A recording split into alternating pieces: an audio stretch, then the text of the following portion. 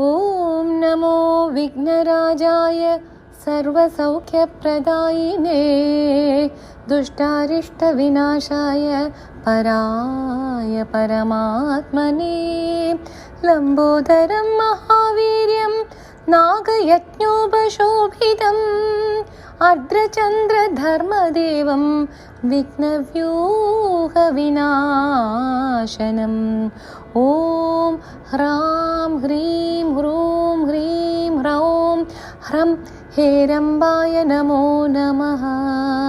स्वसिद्धिप्रदोऽसि त्वं सिद्धिबुद्धिप्रदो भव चिन्तितार्थप्रदस्त्वं हि सततं मोदकप्रिय सिन्दूरारुणवस्त्रश्च पूजिता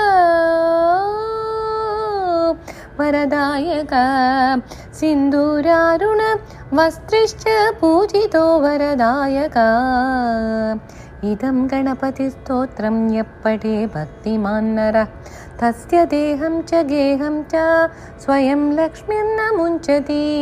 जय श्री गणेश, जय माँ लक्ष्मी।